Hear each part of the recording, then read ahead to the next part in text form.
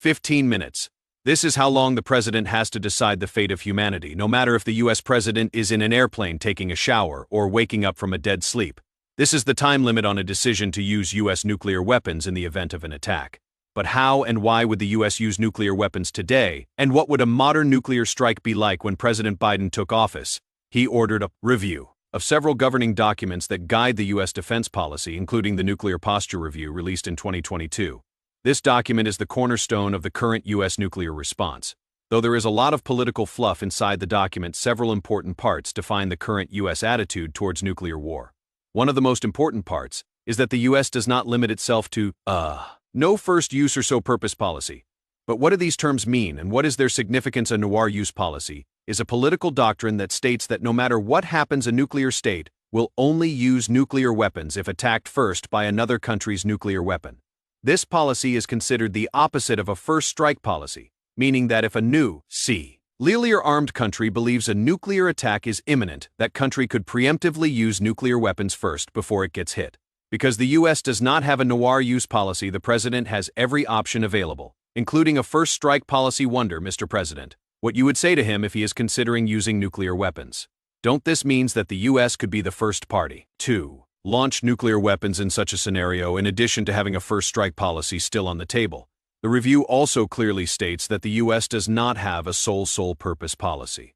Though academics and strategists differ on the definition of a sole purpose policy, it is widely accepted that it is a policy that provides for the US nuclear weapons in very narrow circumstances. These policies vary from administration to administration, but it could be something like the US would only use nuclear weapons if the homeland itself was attacked, or the US would only attack specific targets, though the policy is clear in that the US will not deliberately target civilian targets. The official policy is that any policy is an option for the president to choose from without limitations. Additionally, the document makes it very clear that the use of any size nuclear weapon anywhere of any yield would elicit a response from the US. That means the employment of even so-called tactical nuclear weapons would trigger retaliation from the US if the president orders a nuclear strike. The commander-in-chief has numerous ways to carry out such a strike. This is because, like several other nuclear-armed states, the US maintains what is called a nuclear triad. A nuclear triad is having the capability to deploy nuclear weapons from a land, air, or sea platform. But why is having this so important? Currently, the US has just one land-based nuclear weapon known as the Millennium III missile. There are currently 400 in service. These missiles sit silently in silos across the barren landcapes of Montana, Wyoming, and North Dakota. Inside these silos, crews stand watch 24 hours a day, 365 days a year, in case there ever came an order for a nuclear strike. But what is the Minuteman III, and what can it do? The Minuteman III is the oldest serving nuclear weapon in the US arsenal. First introduced in 1970, the missile is what is known as an ICBM, or Intercontinental Ballistic Missile. With a range of 13,000 kilometers, the Minuteman has the ability to hit almost any target in the world. However, these missiles face a host of maintenance issues and capability limitations under current US treaty obligations. For example, the missiles were initially intended to have a service life of just 10 years. These missiles have now been standing watch for over 50 years, due to several major midlife upgrades to each one. Because of this, the weapon is slated to be fully read by 2036, when its eventual replacement, the ground-based strategic deterrent missile, is put into service. Besides challenges with maintenance upgrades, the lethality of the missiles has also been limited due to the most recent START treaty signed by the US and Russia. In 2011, the treaty limited the number of warheads each country could deploy to 1,150, of which 700 could be ICBMs. This was a problem due to the Minuteman's multiple re-entry vehicles in the world of nuclear arms. The gold standard is having a single missile that could fire multiple nuclear weapons, known as multiple independent re-entry vehicles. Each one had a nuclear warhead, and each Minuteman III could carry 3 of them. Under President Obama, he decided to comply with the treaty to reduce the payload on each Minuteman missile to just 1 warhead. As a result, each missile was subsequently converted. However, during this conversion, each miss received a newer warhead that had a variable yield between 300 and 450 kilotons, depending on how large a blast was required. But while these missiles offer the advantage of distance, they are the least stealthy options and are the most likely ones to be attacked in a real nuclear war. So what other options are more flexible and less easily detected? Due to the missile silos' vulnerability to attack, the Air Force also maintains a robust aerial nuclear weapons program. Among the current and projected inventory of U.S. aircraft certified to carry nuclear weapons are the B-52, B-1, B-2, and B-21 bombers, along with the Air Force's version of the F-35 fighter, Why the US maintains an aerial nuclear strike option is because the speed and stealth capabilities of the aircraft minus the B-52 make them an ideal moving target that is hard to detect and even harder to shoot down among these platforms. The sole remaining nuclear bomb is the B-61. The B-61 was first introduced in the 1960s, and since then over 3,000 of them have been made. In total, 12 different models have been manufactured, all with various yields and purposes. For example, there are around 500 or so active nuclear bombs in the Air Force's inventory. These bombs have different capabilities from low yields of around 3 kilotons to strategic 350 kiloton weapons. In addition to having variable yields, some of them, like the Mod 11, are specially designed to take out certain targets.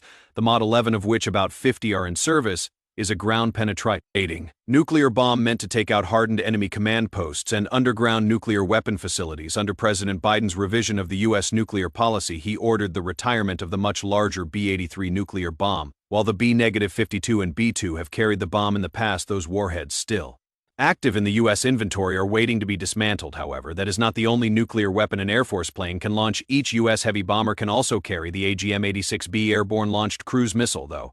This weapon also has conventional versions that have seen plenty of use in combat. The nuclear one is the Bravo version, which serves as a long-range standoff weapon. This is because for planes like the B-52 to survive in a modern contested airspace, they need a weapon that can be fired beyond the effective range of enemy radar and air defenses.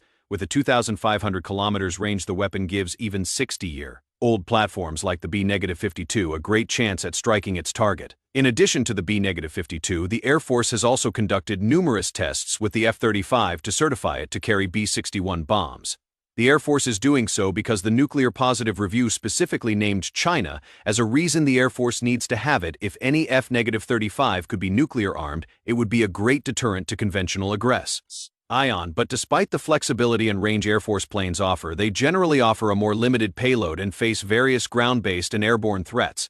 So what other option does the U.S. have to ensure greater payloads and survivability? The ultimate way that the United States ensures its capability to conduct a nuclear strike is through its fleet of 14 Ohio-class ballistic missile submarines. These submarines carry a massive payload sporting 24 Trident II missiles. Each these submarines have the capability to fire nuclear weapons from anywhere in the world with a combined total number of nearly 1,000 warheads. The Ohio-class submarine is the backbone of the U.S. nuclear force. But why? Because the submarine has a host of advanced stealth technology in its nuclear reactor. It can stay submerged for extended periods, even when a nuclear Armageddon breaks out, since Russia has no idea where these submarines are. They are the greatest deterrents to a nuclear strike, since they could be in Russia or China's back door without them ever finding out. With a series of mid-life upgrades for the Trident II, it is expected to serve at least for another decade until the Columbia-class submarine comes online. And that will replace the Ohio-class once the Columbia-class enters service. The U.S. will maintain the edge as the world's greatest nuclear power for generations to come. And because of this, it is highly unlikely any enemy of the United States would dare to start a nuclear war. But if they did, what would the U.S. retaliation look like? If the U.S. decided to conduct a nuclear strike, it would go down like this. As soon as the president receives credible intelligence that an attack has happened or is about to happen, they would confer with the Joint Chiefs of Staff. This group of generals and admirals are the leaders of the U.S. military, and their guidance would be sought about what to do. But despite their recommendations, the president is the only person whose permission is needed to launch a nuclear strike. After deciding this is the route to go, if the president is away from the White House, the nuclear football would be broken out. This DIV device, frequently carried by a military aide, is actually a large secure communication suite that allows the president to contact commanders of his nuclear forces. The president will actually pick the option for a nuclear strike from a predetermined menu of options, almost like ordering at a restaurant when calling the responsible combatant commander. The president will positively identify himself using a code word from the biscuit. The biscuit is a physical note card carried by the president at all times, with call signs confirming the president's identity. Once the order is authenticated, it is then promulgated to the firing units. Whether it is a land, air, or sea-based unit, the firing unit retrieves a set of codes from its own safe that corresponds with the codes sent from higher headquarters to confirm the order's authenticity. Once the unit senior officers confirm the order is genuine, the attack commences. Whether it is a missile leaving a silo or vertical launch cell or an aircraft taking off, the response would probably be one to eliminate the enemy country's military. Because current U.S. doctrine does not allow for massive bombing of civilian cities, it is likely that every major enemy unit in the field, every clear weapon site, and every command and control facility would be destroyed. In a real-world scenario, the U.S. would most certainly employ each part of its nuclear triad to ensure mission success during the attack. The order of priority of targets would all be identified: nuclear weapons facilities or sites, all command and control sites, and then major enemy formations of troops. The U.S. has stated that it wants to win a nuclear war by conducting as little damage as possible. Ordering a progressive series of strikes and evaluating their effectiveness in real time would be the most likely scenario.